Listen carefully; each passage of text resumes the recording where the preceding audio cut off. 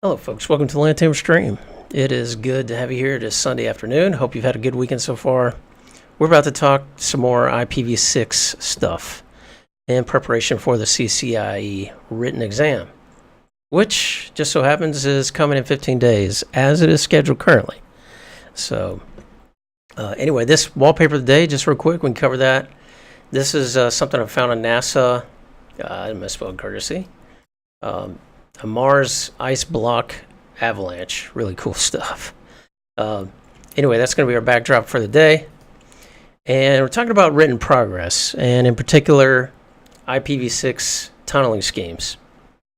It's been a real struggle. In fact, it sort of knocked me off target yesterday. And I had intended to stream yesterday, but I got to a point where I was reading material about these tunneling schemes.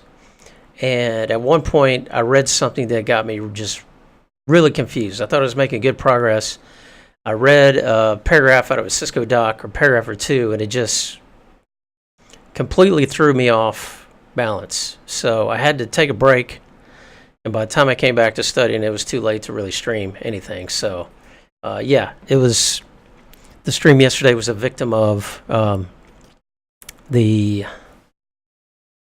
some struggle to understand something about tunneling in preparation for this written exam, and I'll go over that. But what I decided to do is decided, okay, I need to back up a little bit, and I need to review just in general. I need to break things down the way, if I was writing this documentation, the way I would write it. Because sometimes some of the documentation, and it all depends on the audience, and that's why I have selective reading here. You know, people are designing what they're writing for a particular audience, and depending on who that audience is, the material, although it's covering your subject, could be either service or a disservice to you, right? And sometimes even in the same document, I have noticed inconsistencies that could be due to multiple authors, that could be due to the writing style of the author. Oftentimes these people are very technical and not necessarily expert writers, but you have to be really careful, and you have to react to these situations in an appropriate manner, right? So sometimes you'll see within the same document or article or book or chapter that everything is fluid. It's in a logical manner. The terminology being used is staged properly before you start reading, or defined in a very understandable way. And then you hit a rough spot. It's like hitting, turbulence in a flight. You hit a portion of an article or a document, and it becomes very inconsistent, or it throws out some terms just enough to confuse what maybe you thought you understood. And I was having that experience quite a bit yesterday, unfortunately. And part of that is just the fact that I'm in the phase of the written where, I'm going deeper in certain subjects, and you're not going to necessarily have, introductory material, or you have to use various sources to piece together the information that you think you need to understand the concepts, right? So I'm sure any of you study for CCI, you know exactly what I'm talking about, right? So anyway, I hit that struggle yesterday, so I backed up, decided to back up. And I'd done some documentation before out of Google Drive, and I'll show you all what I'm talking about. Because this, and bear with me folks, this is really my attempt I'm taking time out from study to stream about this and vlog about it. It may help someone in future who watches this video, but it's definitely going to help me because it's going to kind of expose my knowledge so far, right? So bear with me here. I'm going to try to explain this. If I go to reference sheets, previously I'd done this document, which I renamed, and it's called ipv6 Tunneling Details. Oh, I don't like that it uses that option.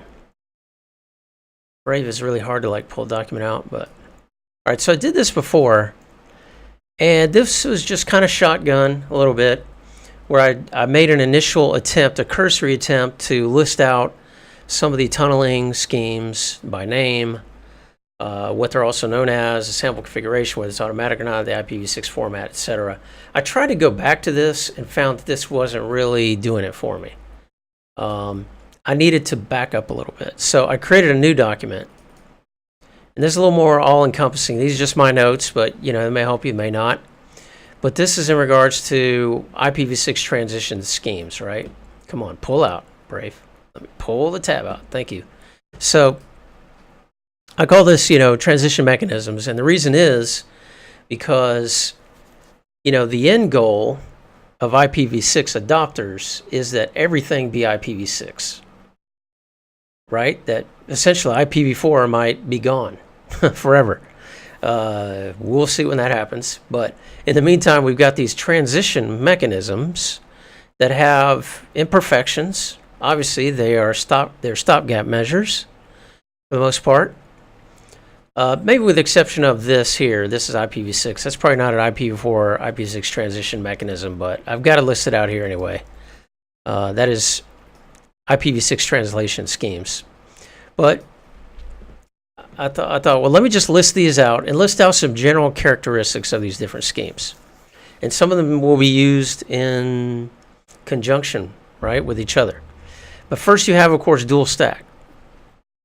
And that is systems running both stacks that can communicate with either type of network host. That comes into play with tunneling.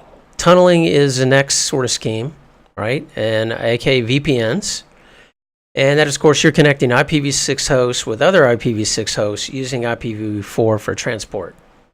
Called an underlay. Some people may object to that term, but essentially that's what you're doing, right? And that, of course, requires at each end of the traffic of the flows that you have dual stack systems. They have to be running dual stack. And they're going to be performing the encapsulation and de-encapsulation, right? Simple enough. IPv6 traffic will be encapsulated into IPv4, often, not always, but often using IP protocol 41. And then they're de-encapsulated, inbound packets are de-encapsulated from IPv4 to IPv6, right? These rely on administrative addressing rules, for lack of a better way to put this. So they're either going to be like a manual static addressing schemes or algorithmic, right? Depending on the protocol. And these designs either will or will not support access to the global IPv6 internet. And what I was finding, this became especially important when I got to distinguishing, and that's really what a lot of this is about, is not just knowing the tunneling techniques, what they're called, and this is where I fell short in the written exam, I'll have to say, is really being able to differentiate these schemes, the mechanics of how they work, and really the design and the intention of why you would use or could use one over the other. And that's what I was really working hard on this weekend, is ensuring that I understand that, right? So tunneling is one type of technique, and the other is translation, right? And we're NAT. So you've got NAT schemes that do IPv6 to IPv4. You've got one-way schemes. You've got two-way schemes, so to speak. And these enable communication. These translation schemes enable communication between IPv6 and native IPv4 hosts, right? In general. So you're crossing that bridge through a translation, kind of like an interpreter.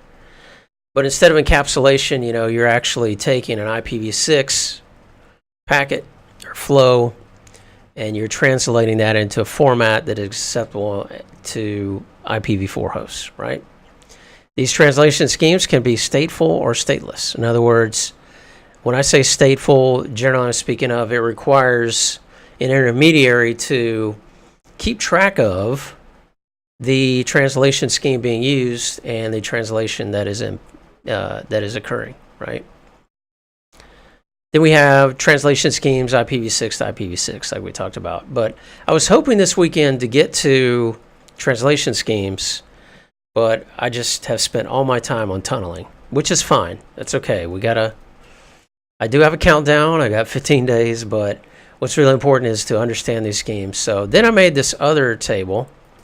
These are the details. It's similar to what I had before, not complete, but what I want to focus on is distinguishing these different schemes.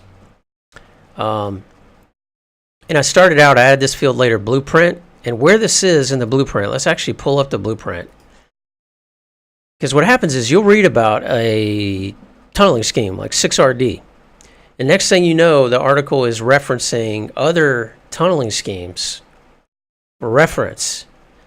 And I'm not trying to get confused on those. I'm not trying to go down rabbit holes. So I myself came back and I said, okay, let me check on each of these and make sure that what I'm doing, that I'm not branching off into areas not included in the checklist. So this is under VPN technologies. So if you go under, section 4, and ipv6 tunneling techniques, 41E. So you got 6N4, 6-4, Isatap, 6RD, 6PE, 6VPE, right? So these are the ones, and I have C on this one, but really I started out, that might be a B now, but I started out as a C on a scale of A to C on these different protocols. So if we look at these are the fields I came up with, and I may add more, remove more later, but we've got tunneling later on this chart. I'm going to add translation schemes, NAT schemes. But these are all tunneling. These are on the blueprint. These are not necessarily. And then you've got other names, like 6N4 is often called manual or Proto 41 static. Pretty much defining all these as stateless by my own definitions. Could be wrong. And in general, these are going to use the IPv4 protocol in use, or the IP protocol in use for sending on the IPv4 underlay network is protocol number 41. This is important to know, too, I think, for the exam. Use case. And these are very brief. These are not all-encompassing by any means. But that's what I'm trying to do, summarizing from my own brain, summarizing what each of these techniques, where they would be used, and why or why not they would be used, right? By the way, I should put a link here, folks. I've got a lot of links in this blog today. Meat chunks. All these are related to IPv6 tunneling. So I'm just going to put all these in here if anybody wants to check these out. So essentially this 6N4 is a manual scheme. So basically define on a dual stack router. I'm going to say this is my IPv6 network or host here, and this is my IPv4, and this is what is going to be encapsulated. This is my encapsulation sort of table, right? Left to right. So traffic coming in from this IPv6 network that is destined outside of this router are going to go to across the IPv4 network, and they're going to be encapsulated to this address, and it's spelled out. It's statically configured, right? That does give you an advantage that you have a lot of flexibility with your IPv4 or IPv6 scheme, right? Because you can use a globally assigned prefix as something that's routable, in which case that means that you could use it for global IPv6 internet access. And when I'm talking about global IPv6 internet, this is an important distinction because a lot of these schemes live and die by whether they're usable with the IPv6 internet. In other words, I want this client or this server to be able to get to Google's IPv6, google.com, using its IPv6 address, not its IPv4, and for the traffic to be able to come back, right? Which is really important. Because some of these addressing schemes, based on how they're configured, they may use address blocks. When we talk about 6-4, for example, the next one, they'll use address blocks that are not easy to route back to, right? So that's why this is some use. This allows some customers to get up and running when you're talking about global addressing. And, they use a globally routable, maybe IPv4 and IPv6 address. And they encapsulate that in IPv4, and it's easy to set up. That is an advantage of this. However, being that it's manual configuration, it obviously has very limited scalability, right? In terms of where that host can live, how long it takes you to provision these services, obviously, right? So that is 6 and 4. 624. This gets a lot of press, gets a lot of usage, I think. Yeah, that's my impression anyway. I haven't used any of these myself in my work experience. But this is also called auto tunneling, ipv6 domain via ipv4 clouds. I saw a reference there somewhere. It may have been in the RFC. This also ends up being on the other side of the encapsulation, IP protocol 41. And this is islands, so it's not necessarily widely deployed or even recommended for accessing or routing to and from the IPv6 global internet, but it is good for connecting isolated IPv6 islands, island A, island B, site A, site B, that are just running IPv6, and you need them to be able to communicate to each other. In that case, 6-4 is a great use case. It does use a special reserved address that is part of the global unicast block, right? 2002:/64. Actually, 16. Sorry. Your IP address will likely be formatted with this, and I need to distinguish that. But yeah, once for example, the IPv6 prefix basically is 2002:/16. The IP address you configure for the dual stack router performing the encapsulation is going to have this format. It's going to have 2002:, and then it's going to have an IP, its IPv4 address. That's what this XXXX means. It's going to have it converted to hexadecimal, right? And it'll be a /64. So obviously routing is going to be, this is a reserved, it's in the global routing table for IPv6, but it's a special reserved with a special mask. So there is a way to route this on the global internet, and I don't understand all the details, but essentially it involves relay servers. And relay servers introduces an element of uncertainty in terms of QoS, in terms of security. So that's why 6-4 is a great scheme to use if you're connecting IPv6 islands, but not so great if you need to talk to the global route to and from the global internet. So advantages is it's dynamic. Very scalable, very easy to configure. And of course, this is generally, these are IPv6 islands that share an IPv4 network. So we're not saying that, in other words, this island over here and this island over here, when they encapsulate the traffic via IPv4, they need to share reachability on the IPv4 network, right? The IPv4 underlay has to be obviously reachable by each island.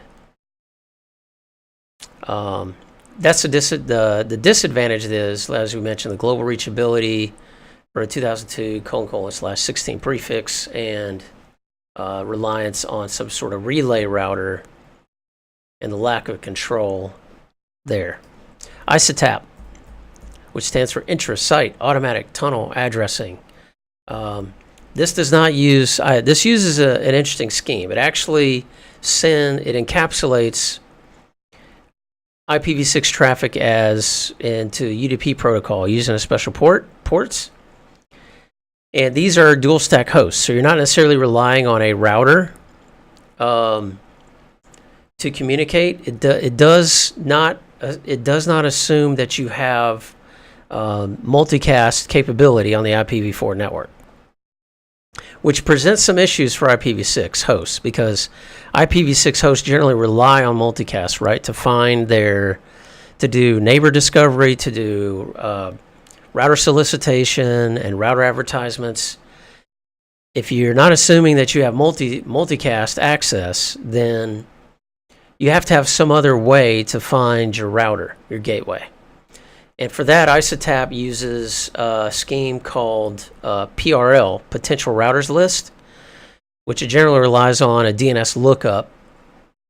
So for strict adherence of the OSI model, you're going from one layer to another higher layer to obtain your gateway router for that layer. And it's claimed to break the OSI model, add some reliability questions, security questions to the configuration. So there are issues there. The use case here is if you have dual stack hosts that just need to talk to other dual stack hosts on the same IPv4 network, right? Generally speaking. There is a global mechanism, so you could theoretically talk to the internet as well. And there's a special IPv6 address. It does use link local IPv6 addressing for this. So, for example, it has a FE80 prefix, : 0200 : 5EFE : and the converted IPv4 address to the MAC address. You notice here in a lot of cases that in all these schemes, of course, we're doing encapsulation over IPv4.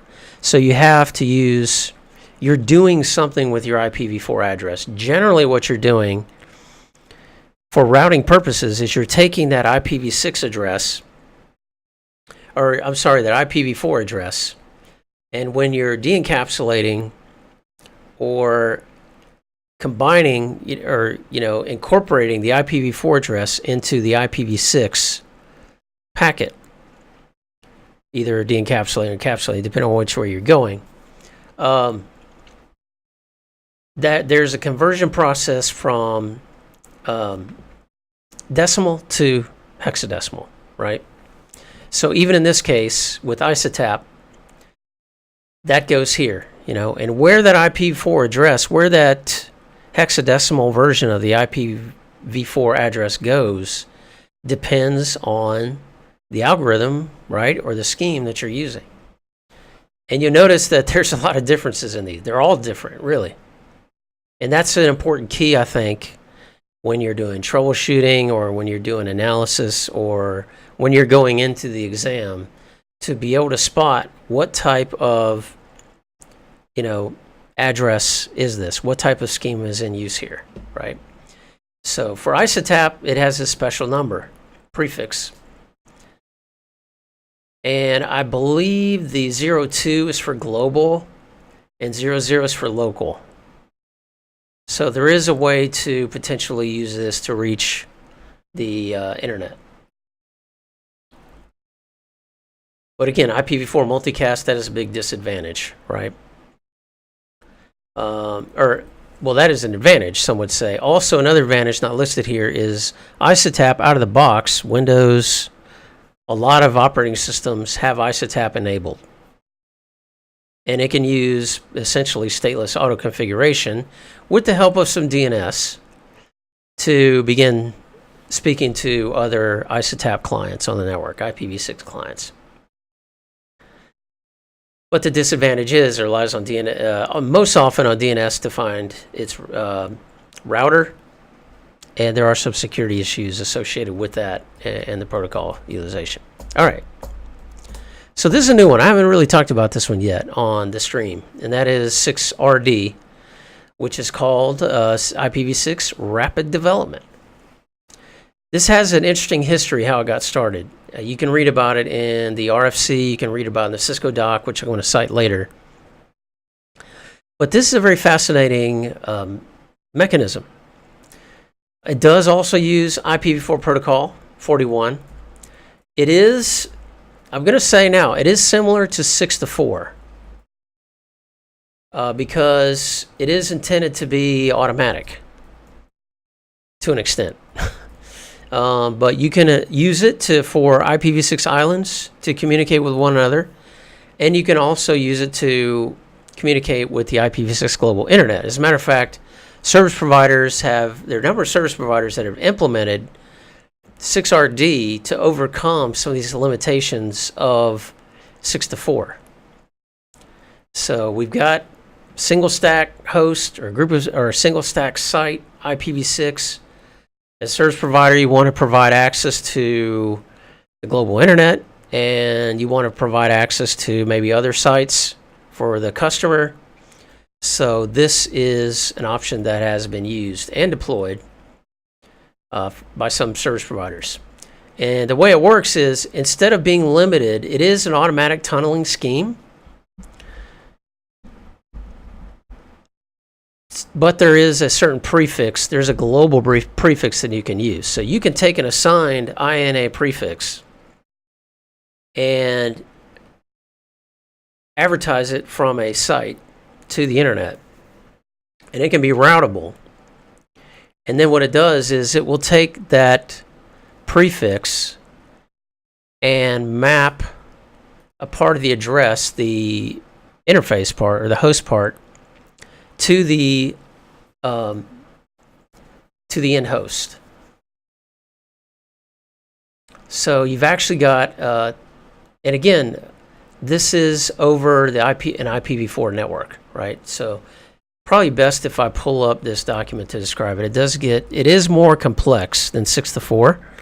The configuration is a little more complex, and of course the scheme is a little more complex. So that is one of these links of the day here.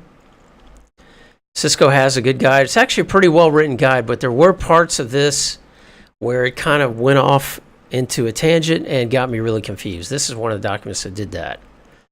But it does a good job of describing it. So let's say you have, it has two types of routers here, which calls customer equipment router and a BR, or border router. And the border router is what can facilitate communication with the global internet. You don't necessarily need the BR if you're going to do just site to site. So you've got a service provider network here that's IPv4, and you've got just like sort of automatic tunnels or 6 to 4. You've got a prefix here and a prefix here, and these are IPv6 hosts behind each of these CE routers.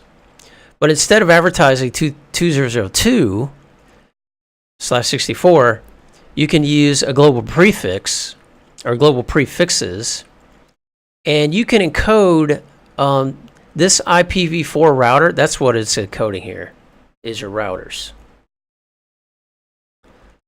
Yeah, I've got that listed here. I guess when I first saw it, I had to just think for a second again of what that meant.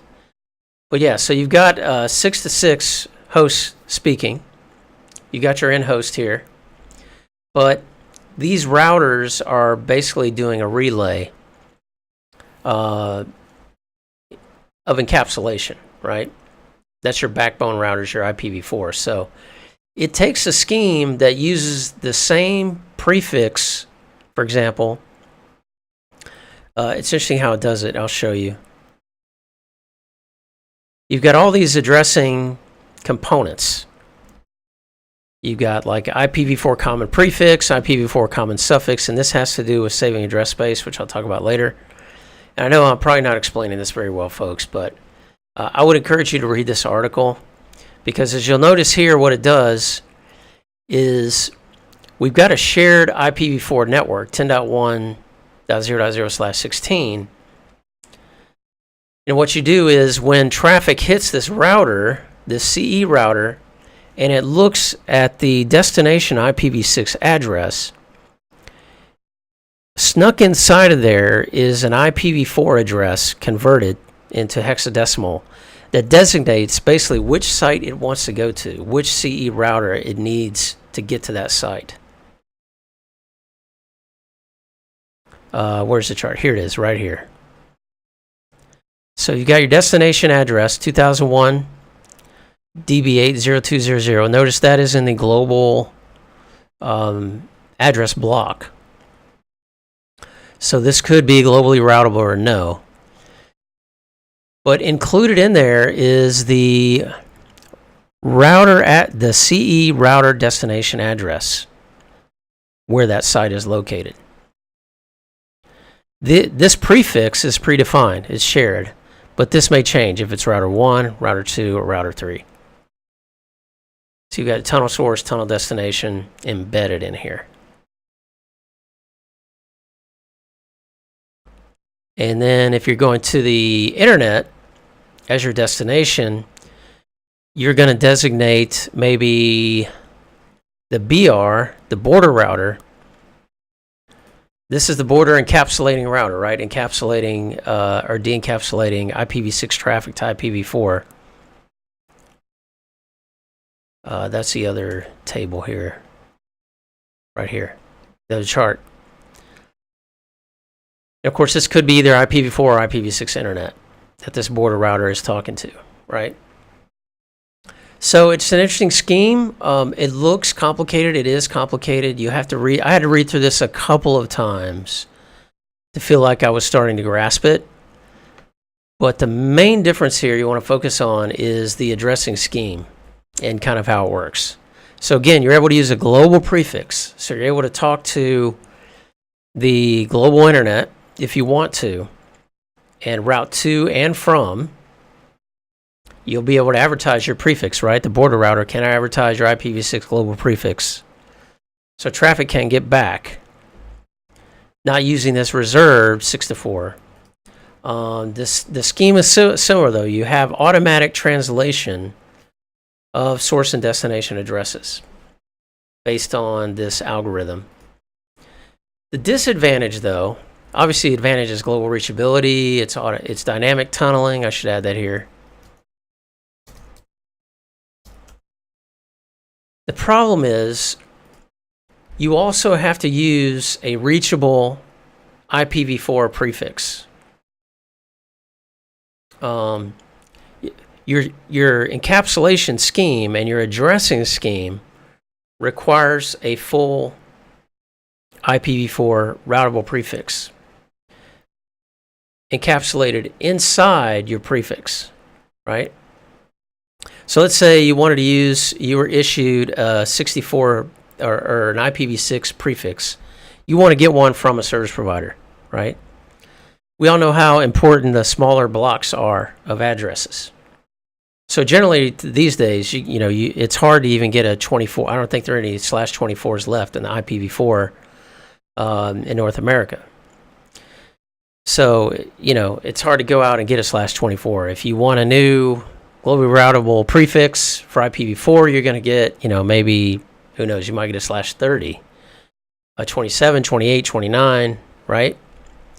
Well, it's important in IPv6 as well, obviously. There's a lot larger available address space. But for this scheme to work and to be compatible with the translation scheme of IPv4, the smallest prefix you're going to be able to use for a site is a 32-bit prefix, which in IPv6 terms is a very, very large block. And I don't think very often that you're actually going to get, or that you would want to use a /32 for a site of that size, right? It's probably way overkill. The problem is you have to use a 32-bit prefix in order to do the proper translation with your global prefix and your IPv4 prefix, and for them to be reachable. So that is one of the disadvantages, and you can read more about it in that article, but essentially it's an inefficient use of, you end up having a lot of wasted IPv6 address space, but hey, there's so much of it. It's not a huge disadvantage. So people are using this.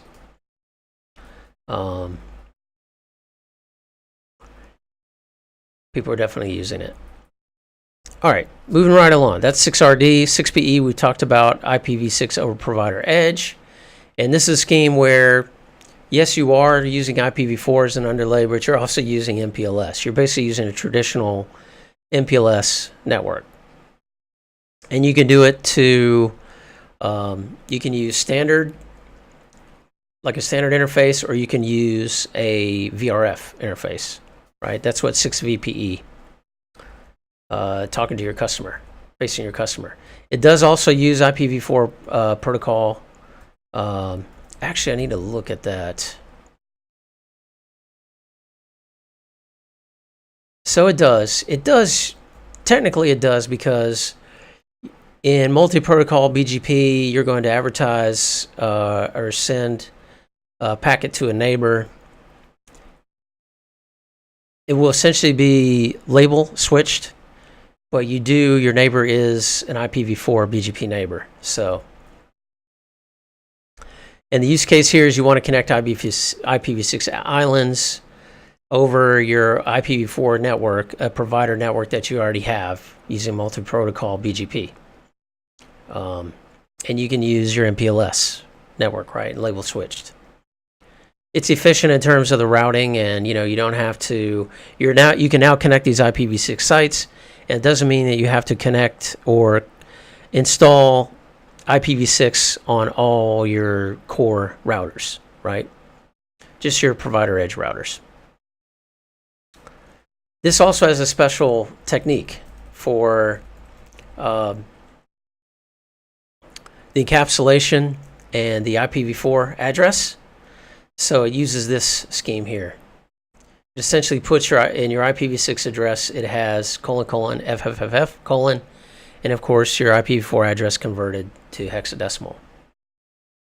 Again, the advantage, it is dynamic, which is really nice. The tunneling technique, and also very few routers will actually have to end up running multiple or dual stack, but they'll be able to communicate through your core network.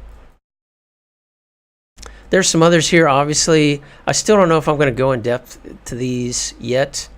GRE, of course, traditional GRE, protocol 47, Ethernet over MPLS, which is IPv6 over a layer 2 VPN. Of course, you have your native IPv6 backbone. That's not a transition mechanism. That's when your backbone is already converted to IPv6. So, I got through it. I didn't know how that was going to go. I was actually able to explain a little better than I thought.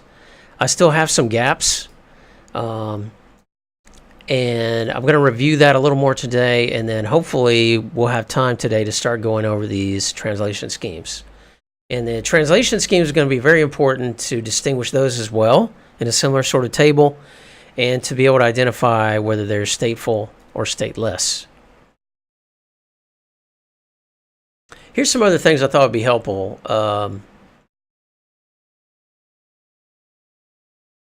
I had to go back. You all know, we've all used the IPv4 calculator, right?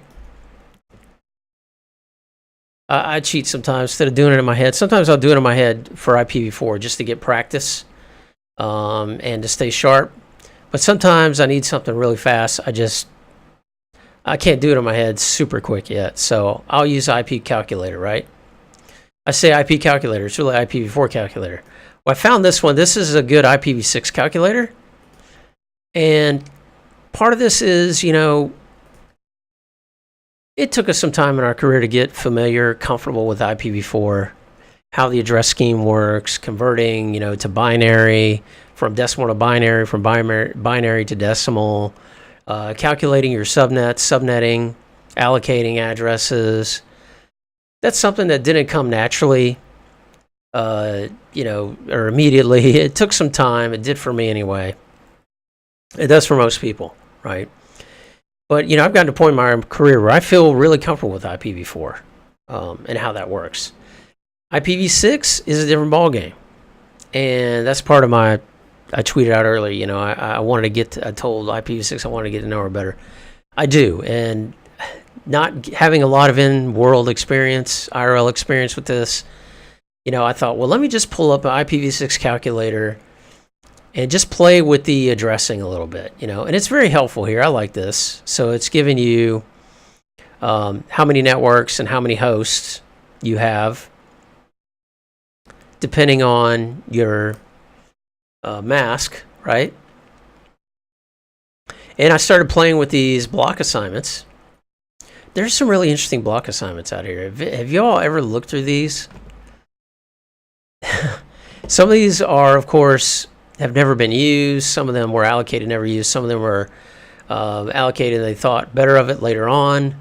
I thought it was fascinating to kind of look through some of these. Like, for example, when you look at the multicast address scopes, you know, we all know about interface local, link local, realm local, admin local, site local. It's not really used anymore as site local. I haven't bothered to go and read about these and what these mean, but I've probably read about them before, but it's just interesting. I also pulled up on the drill sheet. I reworked this a little bit. As I got started, I'm like, okay, I'm trying to back up, right? I'm trying to back up, step out of the hole, put down my shovel, step out of the hole, and just do a little review. I'm like, let me just do a little IPv6 review here. Go back to my drill sheet. And I did do a little revising. I added a block end because, you know, you always see FE80:10. That's your unicast link local block. Well, what does that end on, right? If you do a /10, that's FE80 through what? So it was cool to kind of use this calculator yesterday to play with that a little bit. So if you do, for example, FE80::, and /10, there you have it. What's good about this calculator is it does recognize any unique scope. Link scope unicast, link local unicast. This is also called, just unicast link local. So you have your network range is FE80 to FEBF. Now I may have that wrong, actually. Yeah, FEBF. Yeah, notice if you change it to a 9, for example, it's still going to say this is link local unicast.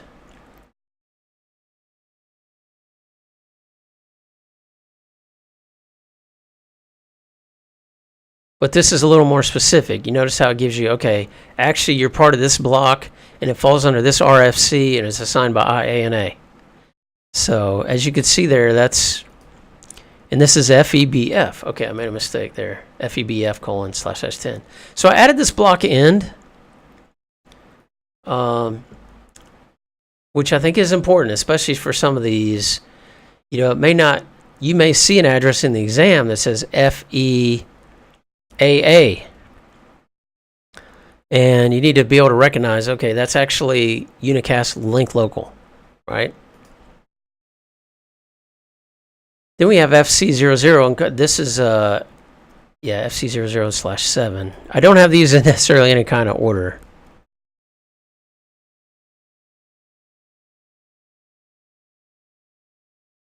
But this is unique local, right? So that should actually be above that because that's inclusive, right? No, it's not. No, it's not actually. And that's why it's good to see the block end.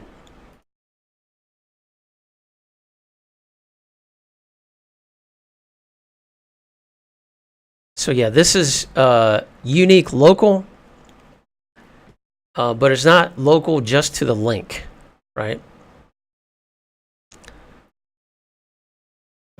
Unique local unicast. So this is something you can use inside your network. It's you can get a prefix for this, and this can be assigned to your local interface, but it's not exclusive to the link. In other words, it's not used in multicast.